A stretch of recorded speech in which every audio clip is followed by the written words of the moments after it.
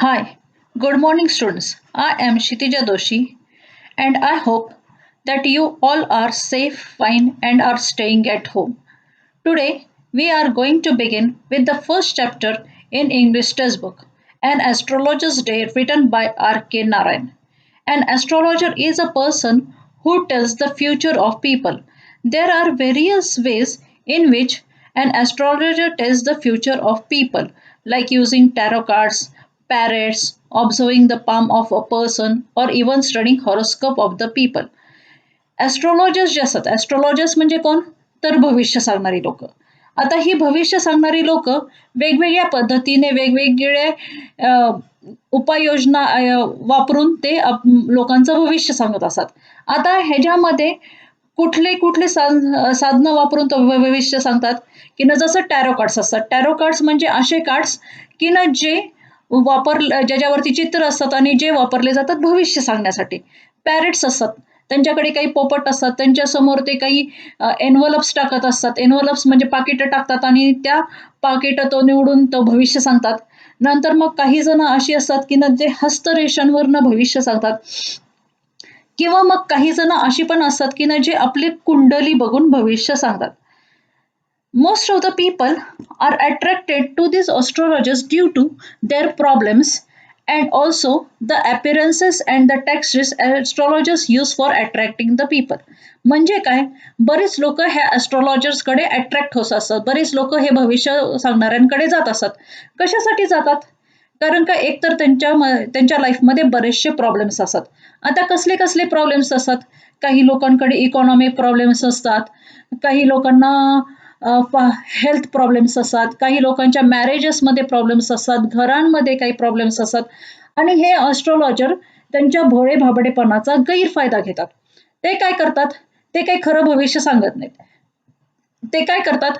ते बऱ्याचशा युक्त्या वापरून ते भविष्य सांगतात. त्यांचे टॅक्टिक्स असतात ते वापरून भविष्य सांगतात. आणि ते अट्रॅक्ट कशी लोकांना करतात? तर त्यांच्याकडे वेगवेगळे टॅक्टिक्स असतात. त्यांचं जे अपीअरन्स आहे, त्यांनी जे कपडे घातलेले आहेत, हे सगळं बघून लोकं त्यांच्याकडे अट्रॅक्ट होतात. आपण आता आईस ब्रेकर्सला जाऊयात. आपण आईस ब्रेकर्स बघूयात. पहिला आईस ब्रेकर आहे, complete the activity what are your strengths. इथं पहिल्या आईस ब्रेकरमध्ये काय विचारलेलं आहे, की ना तुमचे स्ट्रेंथ्स काय आहेत? आता पहिलं एक्झाम्पल त्यांनी सोडवून दिलेलं आहे. त्यांनी सांगितलंय की ना कुणाचं ड्रॉइंग असेल, कुणाचं पेंटिंग स्ट्रेंथ असेल. And now why does he feel that he has strength? Because he can visualise, he can express. Visualise म्हणजे काय? की ना तो इमॅजिन करू शकतो. ड्रॉइंग आणि पेंटिंग करण्यासाठी इमॅजिन करावं लागतं. एक्सप्रेस करू शकतो म्हणजे तो कलर्समध्ये, ड्रॉइंग्समध्ये स्वतःचं जे काही इमॅजिनेशन आहे ते सगळं एक्सप्रेस करू शकतो. मग ह्याच्यामध्ये ड्रीम करिअर काय असू शकतं? तर कमर्शियल आर्टिस्ट. कमर्शियल आर्टिस्ट म्हणजे काय? तर कमर्शियल आर्टिस्ट म्हणजे चित्र काढून विकणारे जे चित्रकार असतात ते. कार्टुनिस्ट असतात. कार्टुनिस्ट म्हणजे जे कार्टून्स काढणारे असतात ती लोक. Then some of the people have strength of dancing. आता ह्यांच्याकडे काय असतं बघा, त्यांच्याकडे असतं एक्सप्रेशन असतं. म्हणजे ते काय करू शकतात, की ना ते आपलं जे काही म्हणणं आहे ते सगळं डान्स थ्रू एक्सप्रेस करू शकतात. त्यांच्याकडे असतं डान्ससाठी पॅशन असतं आणि मग त्यांचं ड्रीम करिअर काय असेल तर कोरिओग्राफर किंवा आर्टिस्ट बनण्याचं. काहींचे स्ट्रेंथ असं सिंगिंग अँड त्यांच्यामध्ये काय असतं व्हॉइस मॉड्युलेशन असतं. आता व्हॉइस मॉड्युलेशन म्हणजे काय? तर आवाज चढवू शकतात ते, उतरू शकतात. आवाजाचं चढ उतार ते करू शकतात आणि त्यांचं ड्रीम करिअर काय असू शकतं? तर सिंगर बनण्याचं. काहींचं स्ट्रेंथ हे म्युझिक असतं. त्यांच्यामध्ये ते त्यांच्याकडे असतं पॅशन. पॅशन कशाचं? तर म्युझिकल इन्स्ट्रुमेंट्सचं किंवा मग त्यांना ते म्युझिकल इन्स्ट्रुमेंट्स वाजवून पीस आणि रिलॅक्सेशन मिळतं. त्यांना शांतता मिळते, ते रिलॅक्स होतात. त्यांचं ड्रीम करिअर काय असेल? तर म्युझिक कंपोज करणे किंवा म्युझिशियन बनणे. काहींचे स्ट्रेंथ असेल ॲक्टिंग. आता तो काय करू शकतो? हा जो ॲक्टिंग करणारा माणूस आहे, तो प्रत्येक सिच्युएशन प्रमाणे ॲक्टिंग करू शकतो. म्हणजे कधी रडण्याची ॲक्टिंग करेल, कधी हसण्याची ॲक्टिंग करू शकतो. म्हणजे जशी सिच्युएशन आहे तशी तो ॲक्टिंग करू शकतो आणि त्याचं ड्रीम करिअर काय असेल? तर ॲक्टर बनण्याचं. आता काहींना डिशेस बनवण्याची आवड असते. आता ते काय करू शकतात, ते शेफ बनू शकतात. ही आवड का असते, कारण का त्यांना वेगवेगळ्या जिन्नसांमध्ये आवड असते. आता त्यांनी इथे विचारलेलं आहे लोकल मार्केटचा scene. What is the scene in the local market? I am just making the short form of the question. They have asked what are the activities which are going on in the local market. So they have given here the activities like selling flowers are there, selling grocery is there. Grocery म्हणजे काय, तर आपण ज्याला कडधान्य वगैरे म्हणतो किंवा मग किराणा माल म्हणतो, तसं किराणा मालाची दुकानं असतात. नंतर काय असतं, तर कोणी स्वीट्स विकणारे असतात, नंतर मग कोणी बँगल्स विकणारे असतात, आर्टिफिशियल ज्वेलरीज विकणारे असतात, म्हणजे खोटे दागिने विकणारे असतात, होममेड मेडिसिन्स विकणारे असतात, फ्रुट्स असतात, व्हेजिटेबल्स विकणारे असतात, नंतर मग भांडी विकणारे असतात, ब्युटी प्रोडक्ट्स विकणारे असतात. मग तिथे काय चाललेलं असतं, bantering, bargaining, discussing, joking, shouting etcetera. आता बार्गेनिंग म्हणजे काय, तर बार्गेनिंग म्हणजे भावाच कमी जास्त करणे. डिस्कसिंग म्हणजे काय, चर्चा करणे, जोक्स चाललेले असतात. अजून काय चाललेलं असतं मार्केटमध्ये, तर ट्रान्सपोर्ट ऑफ द गुड्स असतं आणि अदर प्रोडक्ट्स पण असतात. अजून काय असतं तिथं, मोमेंट ऑफ द पीपल म्हणजे काय, ते जे मार्केट आहे ते कधी शांत नसतं, सकाळपासून संध्याकाळपर्यंत तिथे लोकांची ये जा होत असते. देन हँड कार्ड्स असतात, हँड कार्ड्स म्हणजे हातगाडी असतात. आणि मग use of different dialects or languages म्हणजे प्रत्येक जण वेगवेगळ्या डायलेक्ट्समध्ये वेगवेगळे प्रोनाऊन्सिएशन्स करून बोलत असतं किंवा मग वेगवेगळे लँग्वेजेस वापरून बोलत असतं. In the third ice breaker they have asked the professional equipments which an astrologist possesses. Professional equipments means the equipment which a person uses for his profession. म्हणजे उद्योगधंद्यासाठी लागणारं जे काही इक्विपमेंट आहे त्याला आपण प्रोफेशनल इक्विपमेंट असं म्हणू शकतो. तर मग त्यांनी असं सांगितलं की ना, त्या ॲस्ट्रॉलॉजरच्या उद्योगधंद्यासाठी जे काही त्याला इक्विपमेंट्स लागणार आहेत त्यांची लिस्ट द्या. तर मग त्याला काय काय लागू शकतं बघा, इथं मी दिलेलं आहे. पॅरेट लागतो काही जणांना कार्ड्स लागतात. आपण बघितलं मग असे की ना, त्या टॅरो कार्ड्सनी पण भविष्य सांगतात. तर मग काही जणांना कार्ड्स लागतात. क्राउरी शेल म्हणजे एक सी ॲनिमल आहे, ज्याचं चित्र आपण लेसनमध्ये बघणार आहोत. ऑब्स्क्युअर थिंग्स म्हणजे असे विचित्र गोष्टी असतात की ना, जे आपल्याला समजत नाहीत लवकर. नंतर मग काहींकडे कपडे असतात, माळा असतात, फुलं वगैरे ठेवलेली असतात. काहींनी लिंबू ठेवलेलं असतं, मिरच्या ठेवलेल्या असतात, नंतर मग कुंकू वगैरे ठेवलेलं असतं, पुस्तकं ठेवलेली असतात, देवी देवतांचे फोटो असतात.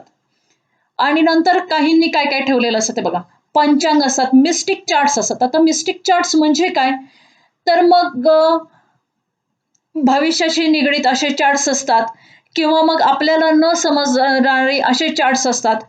पॅमरा रायटिंग असतं. पॅमरा रायटिंग म्हणजे काय, पॅमरा म्हणजे एक प्रकारचं पान होतं ज्याच्यावरती पूर्वी लिहित होते. अशा प्रकारचं त्याच्यावरती लिहित असलेलं ते ते पान असतं त्यांच्याकडे, ज्यांच्यामध्ये एन्शंट रायटिंग केलेलं असतं.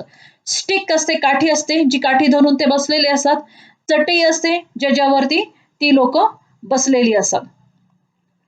आता त्यांनी काय विचारले ते बघा, there are some superstitions in the society and they have asked some superstitions in the society and they have also asked the ways to eradicate these superstitions. Now there are some superstitions like a cat crossing your path म्हणजे आपण म्हणतो की ना, मांजर आडवी गेली दिवस चांगलाच जाणार नाही. To cut the nails at night असं म्हटलं जातं की ना, रात्रीच्या वेळी नख कापू नयेत. To see the woman carrying empty pitchers म्हणजे रिकाम्या घागरी घेऊन जाणारी बायका बघितलं की दिवस वाईट जातो. To scratch the left hand palm असं म्हणतात की ना, डावा हात खाजला की पैसे येतात, उजवा हात खाजला की पैसे जातात, असं काहीतरी म्हणतात. टू किल द कॅट म्हणजे एखाद्या मांजरीला मारणं हे अपशकुन असतं. असं पण म्हटलं जातं की ना, जर मांजरीला मारलं तर ती सोन्याची मांजर करून काशीला नेऊन द्यावी लागते. नंतर मग to take salt on the palm म्हणजे कुणाकडनं तरी मीठ मागून घेणं, म्हणजे असं म्हणतात की ना, कुणाकडनं तरी हातावरती मीठ मागून घेतलं म्हणजे त्या दोघांमध्ये भांडणं होतात, असं मागू नये. To sit on the threshold म्हणजे घराच्या उंबरा, म्हणजे पूर्वी घराला उंबरा असायचा, त्या उंबऱ्याशी बसू नये, तिथे मध्येच बसू नये असं म्हणायचे ते. टू ब्लो द बर्निंग दिया म्हणजे कोणता तरी दिवा चालू आहे आणि तो फुंकून टाकू नये. To touch the trees at night, आता मग रात्रीच्याला झाडांना हात लावू नये. To remove the footwears in the front of the door, म्हणजे दरवाजाच्या समोर चपला काढू नयेत.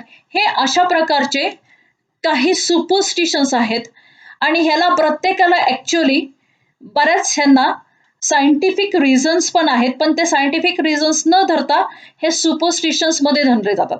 मग आता आपण काय केलं पाहिजे हे सुपरस्टिशन्स काढून टाकण्यासाठी? तर पहिल्यांदा प्रत्येक ठिकाणी सायंटिफिक ॲटिट्यूड ठेवला पाहिजे. एखादी गोष्ट का घडतीये, फाइंड रॅशनली बिहाइंड देम, म्हणजे काय, एखादी गोष्ट का घडतीये ह्याचं रिझन बघितलं पाहिजे, ह्याचं कारण बघितलं पाहिजे. बाय एक्सपोजिंग देअर फॉल्सहुड, मग अशी काही लोक असतात की ना जे सुपरस्टिशन्स पसरत असतात, मग ते एक्सपोज करणं हे पण आपण करू शकतो. By creating social awareness drive, म्हणजे आपण काय करू शकतो की ना समाज जागृती करू शकतो लोकांमध्ये.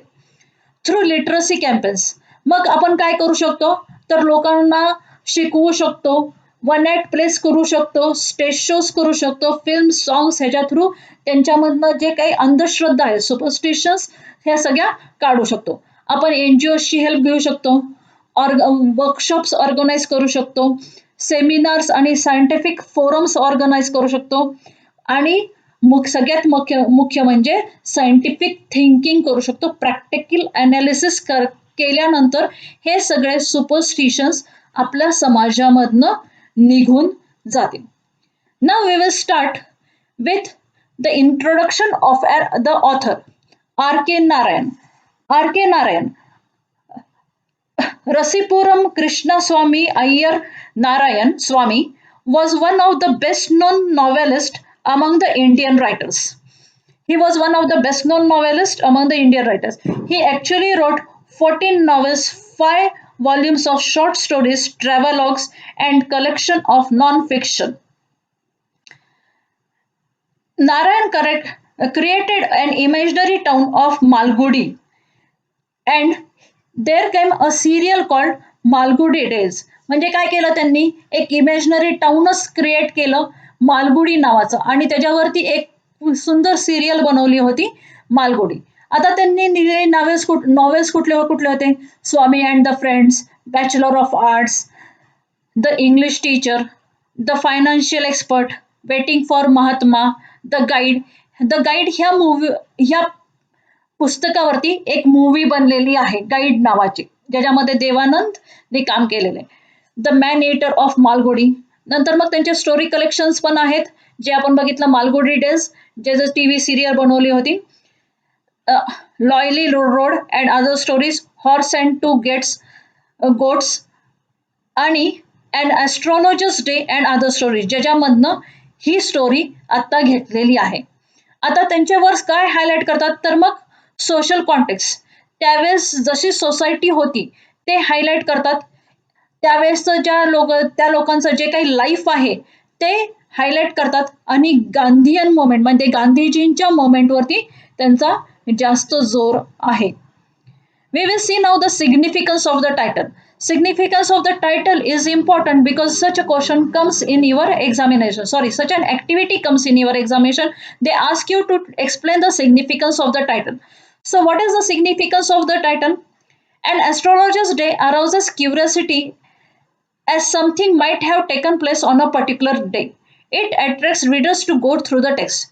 हे ॲस्ट्रॉलॉजर्स डे हे टायटल काय करतं की ना लोकांच्या मनामध्ये उत्सुकता निर्माण करतं आणि असं वाटतं लोकांना की ना त्या दिवशी काहीतरी घडलेलं असेल आणि म्हणून ते वाचकांचं लक्ष सगळं त्याच्याकडे जातं. ॲस्ट्रॉलॉजर्स डे ही तर डे म्हणजे काय असू शकतो, अ स्पेसिफिक डे, एका पर्सनच्या लाईफमध्ये स्पेसिफिक डे जो त्याच्या लाईफमध्ये टर्निंग पॉइंट आणेल असा तो स्पेसिफिक डे असू शकतो. आणि मग आपल्याला असं वाटतं की ना त्याच्या जीवनामध्ये त्या दिवसामध्ये काय घडतंय ह्याची क्युरिओसिटी माणसाच्या मनामध्ये निर्माण होते. The writer extended the word with a particular purpose as it was used by Churchill, every one has his day. चर्चिलनी काय केलं होतं, असं म्हटलं होतं की ना प्रत्येकाचा एक दिवस असतो आणि आपण असं म्हणतो ना प्रत्येकाचा दिवस आहे, तसंच चर्चिलनी पण म्हटलं होतं आणि त्याच अर्थाने हा ॲस्ट्रॉलॉजर्स डे हा टायटल क्रिएट केलाय. आता ह्या टायटलनी अजून काय होतं तर मग ॲस्ट्रॉलॉजरच्या लाईफ बद्दल आणि ॲस्ट्रॉलॉजर बद्दल एक उत्सुकता वाचकांच्या मनामध्ये निर्माण होते आणि त्यांच्यामध्ये काय होतं तर इंटरेस्ट पण निर्माण होतो रीडिंगमध्ये आणि त्यांना असं वाटतं की ना त्या दिवशी ॲस्ट्रॉलॉजरच्या लाईफमध्ये काय घडणार आहे हे जी उत्सुकता निर्माण होते. Now we will start with the lesson. Punctually at midday, he opened his bag and spread out his professional equipment, which consisted of dozen crowry shells, a square of cloth with obscure mystic charts on it, a notebook, and a bundle of Pambra writing. Punctually means what? Regularly. At midday. Midday means what? Noon. Punctually म्हणजे काय? तर दररोज होणारी गोष्ट. Midday म्हणजे काय? तर दुपारी. What he did, he opened his bag. तो काय करायचा तर स्वतःची पिशवी तो उघडायचा. He spread out his professional equipment. Professional equipment बाहेर काढायचा. Professional equipment, as I told you, is the equipment which is needed for a person for a particular profession. म्हणजे डॉक्टरला कसं त्यांच्या प्रोफेशनसाठी स्टेटस्कोप लागतच किंवा मग एखादा वायरमन आहे त्याच्या प्रोफेशनसाठी त्याला काय लागेल तर मग वायरी लागतील, बटणं लागतील, हे सगळं त्याला प्रोफेशनसाठी लागेल. मग ह्याच्या प्रोफेशनसाठी काय लागायचं ते बघा. Dozen cowrie shells. Cowrie shells म्हणजे काय मी तुम्हाला सांगितलं सी ॲनिमल. आता क्राउरी शेल्स म्हणजे हे पिक्चरमध्ये मी दाखवलेले अशा टाईपचे शेल्स म्हणजे cowrie shell. A square of cloth with obscure mystic charts. आता त्याच्याकडे एक कापड होतं आणि त्याच्यावरती obscure means which is very difficult to understand. Mystics means which is related to mystery. म्हणजे obscure म्हणजे काय तर जे लवकर समजणार नाहीये. मिस्ट्री म्हणजे मिस्ट्रीशी अटॅच असणारी गोष्ट. असे चार्ट्स होते त्या क्लॉथ वरती ठेवलेले. एक नोटबुक होतं. A bundle of palmyra writing. आता पॅमरा म्हणजे काय तर पूर्वीच्या काळी एक पान होतं, लांबडं पान होतं आणि त्या पानावरती लोक लिहायची.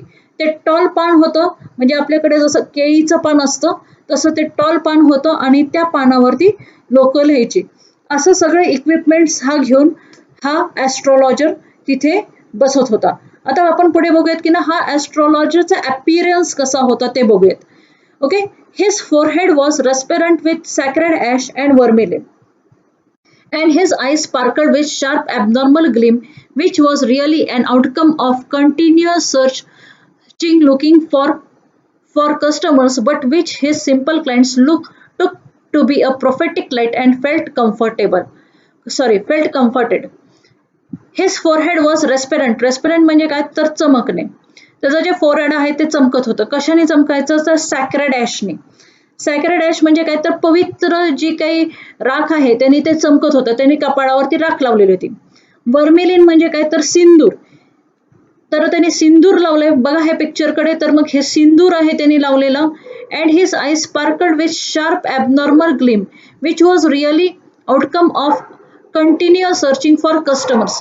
आता त्याच्याकडे काय होतं तर त्याचे जे आईज होते ते चमकत होते. त्याच्यामध्ये एक प्रकारची शाईन होती. आता ही शाईन कशाने आली होती हे आउटकम कशाचं होतं तर सर्चिंग फॉर कस्टमर्स. कस्टमर्सचं ते सर्च करत होता कंटिन्युअसली. त्याच्यामुळं ही त्याच्या डोळ्यामध्ये चमक आली होती. म्हणजे वर्षानुवर्ष तो तेच काम करत होता त्यामुळे त्याच्या डोळ्यांमध्ये ती चमक आली होती.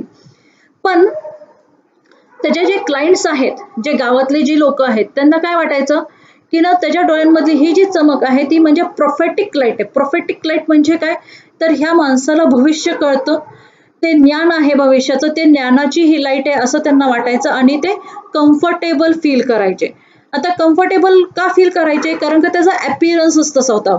बघा म्हणजे कसं असतं बऱ्याच वेळा आपण काय करतो की ना डॉक्टरकडे जातो आजारी असताना आणि डॉक्टरचा चेहरा शांत चेहरा बघितल्यानंतर आपल्याला बऱ्यापैकी बरं वाटायला सुरुवात होतं. तसंच ह्याच्या चेहऱ्याकडनं बघितल्यानंतर त्या लोकांना वाटायचं. The power of his eyes was considerably enhanced by their position placed as they were between the forehead and the dark whiskers which streamed down his cheek. आता त्याची पॉवर जी आहे आईची जी चमक आहे ती एनहान्स केली होती. एनहान्स करणे म्हणजे काय वाढवणे. कशी वाढवली होती तर त्यांची जी पोझिशन आहे ज्या पोझिशनला ते प्लेस केले होते. आता ते कुठली पोझिशन होती तर मग फोरहेड त्याचं पेंटेड होतं. डार्क विस्कर्स होते. विस्कर्स म्हणजे काय तर मिशा त्याच्या डार्क होत्या लावलेल्या आणि मग त्या सगळ्या त्याच्या गालांवरती येत होत्या आणि अशा पोझिशनमध्ये हाफ फिटचे आईस सुद्धा चमकतील. हाफ फिट म्हणजे काय, एखादा मूर्ख माणूस आहे पण त्याच्या पण डोळ्यामध्ये चमक आहे. To crown the effect, he wore a saffron colored turban around his head. आता क्राउन द इफेक्ट म्हणजे काय, तर हा जो इफेक्ट आहे तो एनहान्स करण्यासाठी, तो वाढवण्यासाठी त्यांनी काय केलं होतं, तर एक सॅफ्रन कलरचं टर्बन. एक सॅफ्रन कलर म्हणजे काय, तर मग भगव्या कलरचं जे काही फेटा आहे त्यांनी त्याच्या डोक्यावरती बांधला होता. ही जी कलर स्कीम आहे ती कधीच फेल न जाणारी होती, म्हणजे कधीच ती फेल जात नव्हती. ह्या कलर स्कीमकडे लोक अट्रॅक्ट व्हायचे. आता लोक कशी अट्रॅक्ट व्हायची ते पण त्यांनी दिले. People were attracted to him as bees are attracted to cosmos or dahlia stalks. आता लोक कशी अट्रॅक्ट होते त्याच्याकडे, तर मग जशा मधमाशा जशा फुलांकडे जशा अट्रॅक्ट होतात तसं ती लोक, सगळी लोक त्याच्याकडे अट्रॅक्ट होत होती. आता तो बसायचा कुठे ते बघूयात. He sat under the boughs of spreading turmeric tree which flanked a path through town hall park. आता तो बसायचा कुठं, तर एका चिंचेच्या झाडाखाली तो बसत होता. आणि ते झाड कुठे होतं, तर मग ते बरोबर टाउन हॉल पार्कला जो रस्ता जात होता त्या रस्त्याच्या इथे बरोबर ते झाड होतं. आता ही प्लेस एकदम रिमार्केबल होती. आता ती प्लेस कशी होती ते बघूया. A surging crowd was always moving up and down this narrow road from morning till night. आता इथे भरपूर क्राऊड ये जा करत होतं, म्हणजे हा जो रस्ता होता तो खूपच छोटा होता, नॅरो रोड होता आणि भरपूर क्राऊड, भरपूर लोक तिथून ये जा करत होती. A variety of trades and occupations was represented all its way. आता बरेच व्हरायटी ऑफ ट्रेड अँड ऑक्युपेशन्स चालायचे इथं. कुठले कुठले ट्रेड्स चालायचे ते बघूयात. मेडिसिन सेलर होता, सेलर्स ऑफ स्टोलन हार्डवेअर म्हणजे चोरी करून नेणारं जे काही हार्डवेअर आहे, भंगार आपण ज्याला म्हणतो, किंवा जंक होतं तर मग ते चोरून नेलेलं जंक विकणारा होता. मॅजिशियन जादू दाखवणारे होते. Above all auctioneer of cheap cloth. Auctioneer of cheap cloth म्हणजे काय, तर स्वस्तामध्ये कपडे विकणारा पण होता. Who created enough din all day to attract the whole town. आता ही लोक काय करायची, तर भरपूर गोंधळ घालून आवाज करून सगळ्या गावाला दिवसभर बोलवून घ्यायची आणि दिवसभर तिथं गिराईक असायचं. Next to him in vociferousness came the vendor of fried groundnut who gave his ware a fancy name each day, calling it Bombay ice cream one day and on the next Delhi almond and on the third Raja's Delacy and so on and so forth. आता अजून कोण होतं त्याच्याकडे, त्याच्या शेजारी, तर शेंगदाणे विकणारा होता. व्हेंडर म्हणजे काय, तर विकणारा. ग्राउंडनट म्हणजे काय, तर शेंगदाणे, भाजलेले शेंगदाणे विकणारा एक जण त्याच्या शेजारी होता. वेशिफोरोसनियस म्हणजे काय, तर भरपूर गोंधळ घालून येणारा तो माणूस. आणि तो काय करायचा बघा, तो तिथे येऊन शेंगदाणे विकायचा, पण तो शेंगदाण्यांना दररोज वेगवेगळे नाव द्यायचे. एके दिवशी त्यांनी त्या शेंगदाण्याला बॉम्बे आईस्क्रीम नाव दिलं, दुसऱ्या दिवशी तो त्याला दिल्ली आलमंड नाव द्यायचा, तिसऱ्या दिवशी राजाच डेलसी नाव द्यायचा, असे तो वेगवेगळी नावं द्यायचा. आणि त्यामुळे काय व्हायचं, तर मग बरीचशी लोक तिथं गर्दी करायची. आणि ही जी बरीचशी लोक ज्यांनी गर्दी केलेली आहे ती काय करायचे, ह्यातल्या बरेचसे लोक ह्या ॲस्ट्रॉलॉजरकडे पण जायचे. म्हणजे शेंगदाणे खाता खाता त्या ॲस्ट्रॉलॉजरकडे जायचे आणि स्वतःचं भविष्य विचारून ते टाइमपास पण करत होते. So till now what we have seen in this lesson is the equipments which astrologer purchase. ते इक्विपमेंट्स कुठले होते, त्याचे प्रोफेशनल इक्विपमेंट्स कुठले होते हे आपण बघितलं. म्हणजे कुठले होते त्याच्याकडे professional equipments. He possess equipments like cowrie shells, then mystic charts, palmyra writings, असे सगळे त्याच्याकडे प्रोफेशनल इक्विपमेंट्स होते. Now we saw his appearance. How was his appearance, आपण काय बघितलं की ना त्याचा अपीरन्स कसा होता. So what was his how was his appearance. He put sacred ash on his forehead, there was vermilion on his forehead and then whiskers were there, his eyes were sparkling. म्हणजे काय काय होतं, तर कपाळावरती राख लावलेली होती, त्याच्यामध्ये कुंकू किंवा सिंदूर आपण ज्याला म्हणतो ते लावलेलं होतं त्यांनी. नंतर अजून काय केलेलं होतं त्यांनी, तर मग एक भगव्या कलरचा टर्बन बांधलेला होता त्यांनी, आणि नंतर मग त्याच्या डार्क मिशा होत्या, हे सगळ्या त्या गालांवरती येत होत्या. अशा प्रकारचं त्याचं ॲपिअरन्स होतं. आता त्याने जी प्लेस चूज केलेली होती बसण्याची ती कुठे होती, तर ती प्लेस पण आपण बघितली तर ती टर्मरिनच्या झाडाखाली होती. ती एकदम रिमार्केबल होती. का रिमार्केबल होती, तर सर्जिंग क्राऊड होतं, म्हणजे सारखं येणारी जाणारी लोक होती तिथे आसपास, आणि बरेचसे ऑक्युपेशन्स वगैरे तिथे चालायचे. मग कुठले कुठले ऑक्युपेशन्स चालायचे तिथे हे पण बघितलं. मेडिसिन सेलर्सवाला होता, सेलर ऑफ स्टोरन हार्डवेअर होता, जंक होतं, मॅजिशियन्स होते, आणि ग्राउंडनस सेलर होता. So I think you understood the lesson till this, and tomorrow we will continue with this lesson. Thank you very much.